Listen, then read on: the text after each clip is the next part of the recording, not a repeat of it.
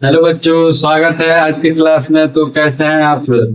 चलिए बाबू, आज से हम लोग एक नया सीरीज चालू करेंगे क्लास 9th का। ठीक है, क्लास 9th में जो भी बायोलॉजी के चैप्टर पढ़ना है सबसे पहले हम लोग देखेंगे। क्लास 9th में जैसे कि आप लोग जान रहे हैं, पिछले वीडियो में हम चर्चा किए थे कि बायोलॉजी का सिर्फ 3 चैप्टर पढ़ना हुआ 2025 से 26 के सेशन में। ठीक है, तो सबसे पहले जो चैप्टर है वो है chapter number 5, the fundamental unit of life. उसके बारे में हम लोग देखेंगे यार। ठीक है, उसका शुरुआत आज हम लोग कर देते हैं। ठीक है ना बाबू, तो लास्ट तक जरूर बने रहिएगा। आज हम लोग चर्चा करेंगे पार्ट 1 में। ठीक है, पार्ट 1 में क्या क्या चीज के बारे में चर्चा करना है, तो सेल के बारे में चर्चा करेंगे कि सेल होता क्या है, डिस्कवरी ऑफ सेल यानी कि सेल का खोज कैसे हुआ था उसके बारे में देखेंगे। और लास्ट में हम लोगों को देखना है माइक्रोस्कोप के बारे में।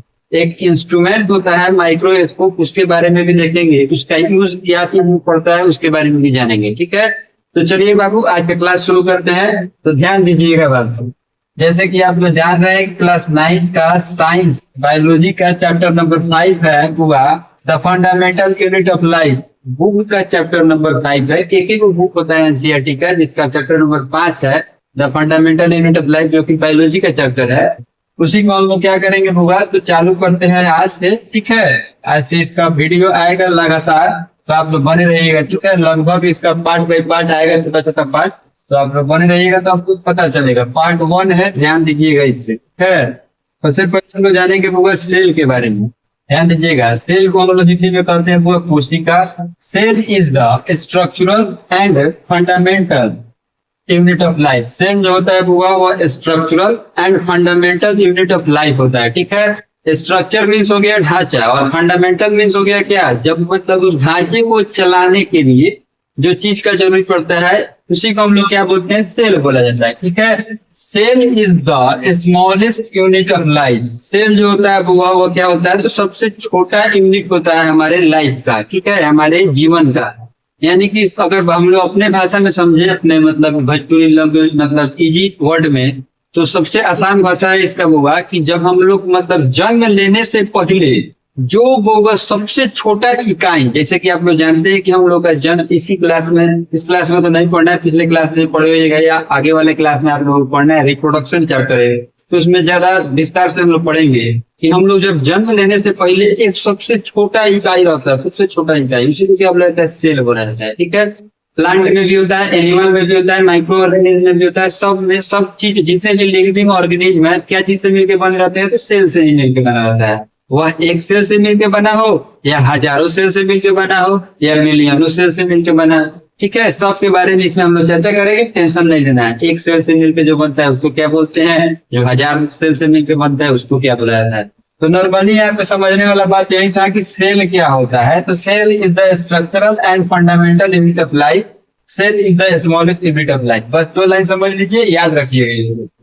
सेल से सबसे पहले सेल आता है, सेल के बाद में टिश्यू बनता है। ठीक है, टिश्यू से क्या बनता है, तो ऑर्गन सिस्टम बनता है, और ऑर्गन सिस्टम से क्या बनता है, तो ऑर्गेनिज्म बनता है। सबसे पहले सेल आता है, सेल से क्या बनता है, टिश्यू, टिश्यू से क्या बनता है, तो ऑर्गन सिस्टम, और ऑर्गन सिस्टम से ऑर्गेनिज्म, जैसे कि हम लोग हैं। ठीक है, हम लोग भी तो ऑर्गेनिज्म में ही आते हैं। ठीक है, तो चलिए डिस्कवरी ऑफ सेल के बारे में देखते हैं हम लोग। डिस्कवरी ऑफ सेल, सेल का खोज किसने किया था, सेल का डिस्कवर कौन किया था, मतलब सेल के बारे में बताए कौन थे, सबसे पहले इसके बारे में जाने कौन थे, उनके बारे में हम जानेंगे।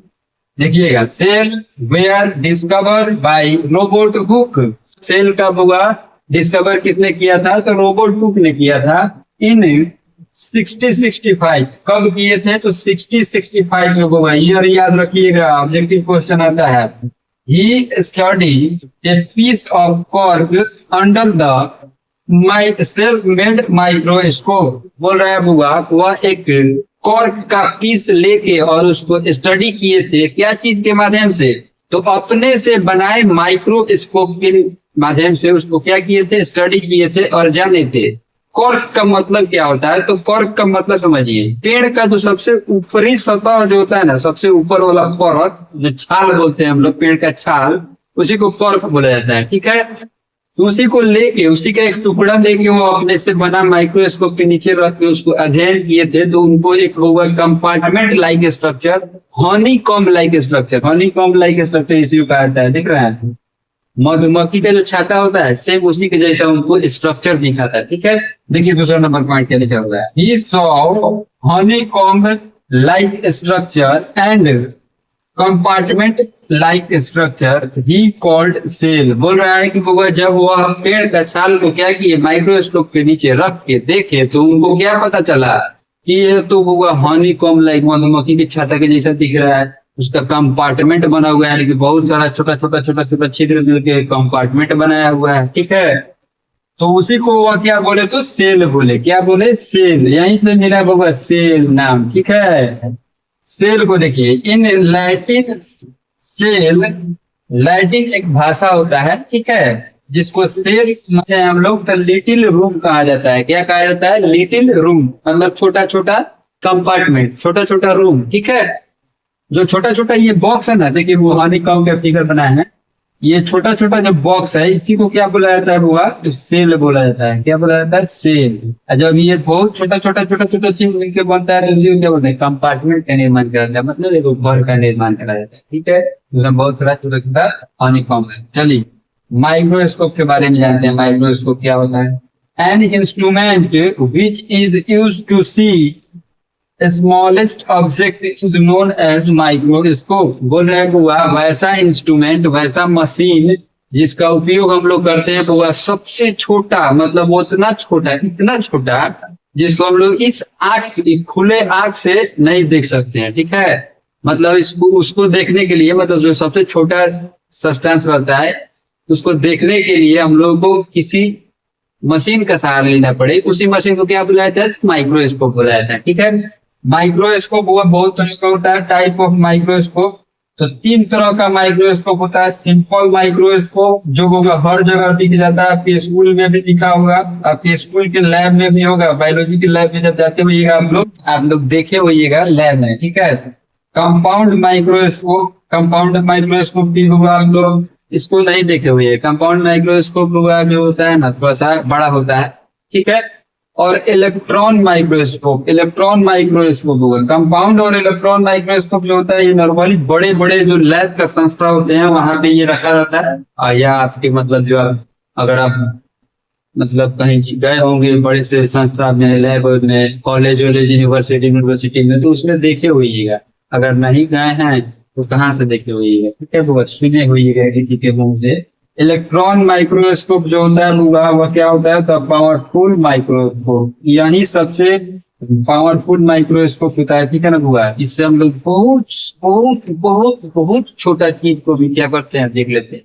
ठीक है, ये थोड़ा बड़ा होता है, महंगा भी होता है। ठीक है, लगभग इसका दाम हुआ 60-70 लाख से ज्यादा का होता है। ठीक है ना, और कंपाउंड माइक्रोस्कोप का तरीका उससे कम होता है। सबसे सस्ता हुआ माइक्रोस्कोप होता है सिंपल माइक्रोस्कोप, जो हर जगह दिख जाता है।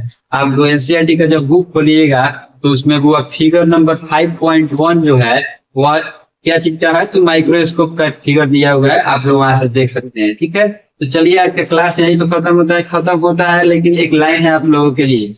किसी ने क्या खूब कहा है, जिंदगी में 2 चेहरा कभी नहीं भूलना चाहिए। जिंदगी में 2 चेहरा कभी नहीं भूलना चाहिए, एक बुरे वक्त में साथ देने वाले का और दूसरा बुरे वक्त में साथ छोड़ने वाले का। ठीक है बाबू, तो चलिए आप लोग समझदार हैं, समझ गए होंगे मेरे लाइन को। तो आज का क्लास यहीं पे खत्म होता है। आपको अगर वीडियो बहुत अच्छा लग रहा है तो लाइक, कमेंट और शेयर कर दीजिएगा, सब्सक्राइब भी कर दीजिएगा बाबा के लिए। चलिए मिलते हैं अगले क्लास में, तब तक के लिए आप लोग अपना बहुत ख्याल रखिएगा। बाय बाय बाबू।